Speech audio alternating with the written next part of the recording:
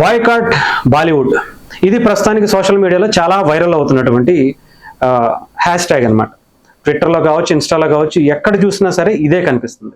అయితే రీసెంట్గా మనకు తెలుసు Prakash Raj so called just asking fellow అంటాం.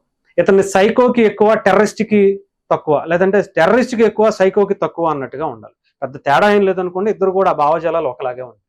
ఇక్కడ నుంచి మనం ఎందుకంటే ఈ దేశంలో పుట్టి, ఈ దేశంలో పెరిగి, ఈ దేశంలో మనం డబ్బిచ్చి సినిమా చూస్తే ఆ సినిమా వచ్చిన డబ్బుతో తింటూ తిరుగుతూ జల్సాలు చేస్తూ వాళ్ళ పిల్లలకి కూడా తరగనటువంటి ఆస్తిని సంపాదిస్తూ తిరిగి ఈ దేశం మీదే, ఈ ప్రజల మీదే అక్కసు కక్కుతూ ఇష్టం వచ్చినట్టు మాట్లాడుతూ మనకి భావ ప్రకటన స్వేచ్ఛ ఉంది కదా, మనం ఈ దేశం గురించి ఏమైనా మాట్లాడేయచ్చు అని మురిగేటువంటి సైకో ప్రకాష్ రాజ్ లాంటి వ్యక్తులు బాలీవుడ్లో కూడా చాలా మంది ఉన్నారని మనకి గతం నుంచి తెలుసు.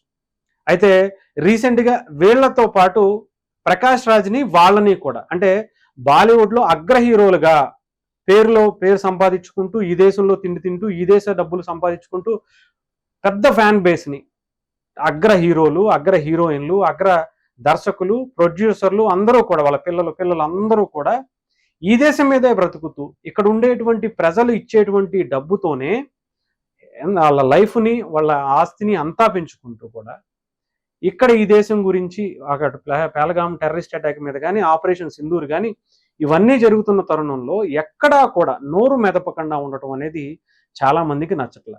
అంటే మన సౌత్లో ఉన్నటువంటి కొంతమందికి ప్రకాష్ రాజ్ లాంటి వ్యక్తులే కనిపించారు కానీ బాలీవుడ్ మీద ఎక్కువ దృష్టి పెట్టాల. కానీ హిందీ ప్రభావిత ప్రాంతాల్లో, ముఖ్యంగా బాలీవుడ్ ఎక్కువగా ఏలుతున్నటువంటి రాష్ట్రాల్లో కూడా ఇది వాళ్లే తిరుగుబాటు చేస్తున్నటువంటి పరిస్థితి.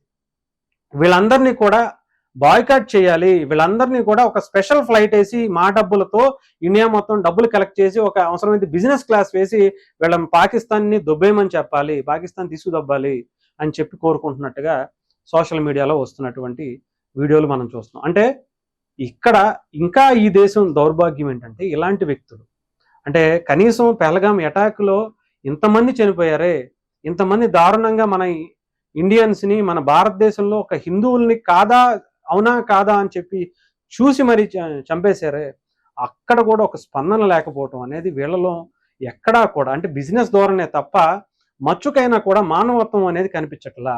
ఈ దేశం మీద ప్రేమ అనేది ఎక్కడా లేదు. ఇలాంటి వ్యక్తుల సినిమాలు మనం ఎందుకు చూడాలి అని ప్రజలు రియలైజ్ అవుతున్నట్టుగా తెలుస్తుంది.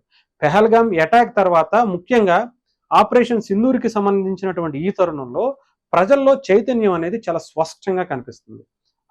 ఇదే గనక ఇదే ధోరణి కొంచెం ముందుకు వెళ్తే నిజంగానే డెఫినెట్గా ఈ ప్రకాష్ రాజ్ లాంటి వ్యక్తులు మన సౌత్ నుంచి, నార్త్లో ఉన్నటువంటి ఇలాంటి వ్యక్తుల్ని కూడా ఇండియా నుంచి అంటే ఈ దేశం మీద ప్రేమ లేనటువంటి వ్యక్తుల్ని డెఫినెట్గా ఈ దేశం నుంచి పంపిస్తేనే వాళ్ళకి ఈ దేశం విలువ తెలుస్తుంది.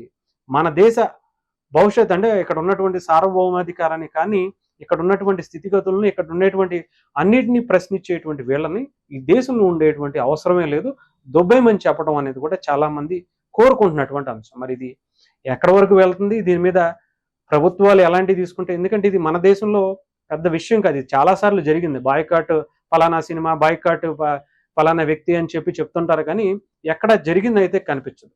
ఇది అందుకని అంటే వాళ్ళకు కూడా ఇదే ధైర్యం, అందుకనే ఎవరి గురించి మాట్లాడు. ముఖ్యంగా పాకిస్తాన్కి సంబంధించినటువంటి వాళ్ళ మీద ఎందుకు ఇష్టం అంటే అక్కడ కూడా వీళ్ళ సినిమాలు, బాలీవుడ్కి సంబంధించినటువంటి హీరోలు, అగ్ర హీరోల సినిమాలు అక్కడ ఆడుతున్నాయి. అక్కడ వీళ్ళు మాట్లాడితే కనుక అక్కడ వాళ్ళ సినిమాలు ఆపేస్తారు, వాళ్ళని బ్యాన్ చేస్తే అక్కడ ఉన్నటువంటి ప్రభుత్వాలు మన సినిమాలు వెళ్ళవు, ఇబ్బంది పడతాం అనే ఉద్దేశం. అదే ఇక్కడ అనుకోండి, ఇక్కడ ఎవరు బ్యాన్ చేయరు, బ్యాన్ చేసినా కూడా ఎక్కడ ఆగేది పరిస్థితి ఉండదు, ఇక్కడ అంత స్వేచ్ఛ ఉంది. సో అందుకని ఇష్టం వచ్చినట్టు ఏదైనా మాట్లాడచ్చు, లేదా ఇలాంటి ఎంత జరిగినా సరే వాళ్ళకి మానవత్వం లేకుండా స్పందించకుండా కూడా ఉండొచ్చు.